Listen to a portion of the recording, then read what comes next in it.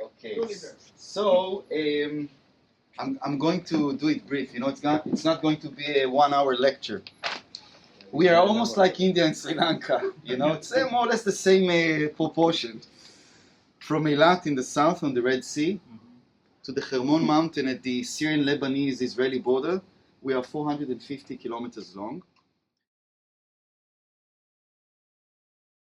The purpose of this visit on this helicopter ride taken by the IDF is to show us Israel's biggest threat, which they believe is not just their geography, but the length and the breadth of the country. If you look to the right over here, there is in fact Tel Aviv. But beyond that, we're about 3 to 4 minutes flight from the West Bank and only about 20 minutes to Jordan, a little more to Syria, which in the last few years has become one of the most tense borders for Israel. Helicopter landing just 2 kilometers really away from Syria. If you turn on the other side, this is the uppermost ridge of Israel, and right there in the mountain, in the distance, you can actually see Lebanon. Now for years, for decades actually, after the 1974 wars, this was a very peaceful border, more or less. But in the last few years, especially since the Arab Spring, especially since the troubles, particularly in Syria, and the tensions with Lebanon, there has been much more tension at these borders.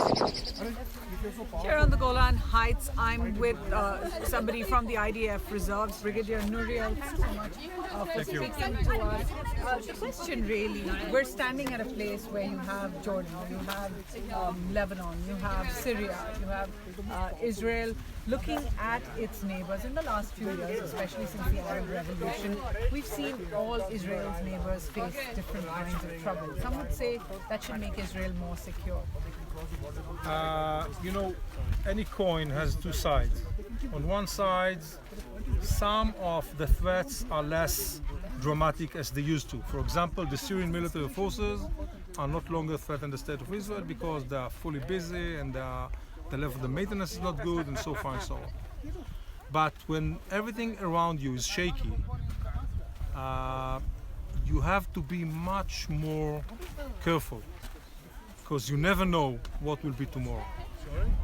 So on one hand, one side of the coin, you're absolutely right.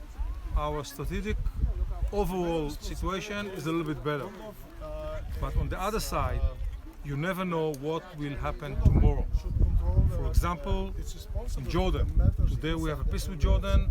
If Jordan shakes, who knows? You never know who will control Syria in the next few years. It can be ISIS, it can be Al-Qaeda.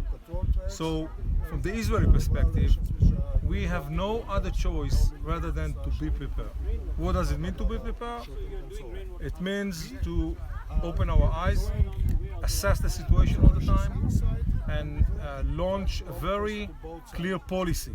So all our neighbors will understand that we are not going to tolerate. And those who are going to threaten us, we will prevent them. As simple as it is. All right. Some would say that then, at a time when your neighbors themselves are having their problems, your borders are perhaps a little less chaotic, this would be the time for internal resolution. Do you think that there is a chance for peace internally in Israel at this time?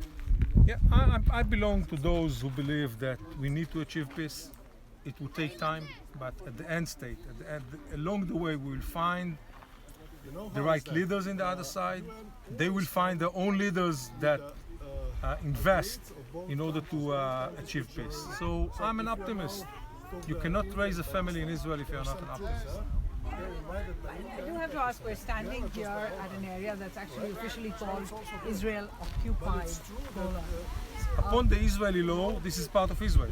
That's right, but it's not UN recognized. Okay. My question really, do you as an Israeli feel isolated from the world? Do you think the world does not understand what Israel's contentions are? Because for the world, Golan is occupied territory, taken illegally in 1980. I think that most of the world understand that at that stage, the Golan Heights is not an issue.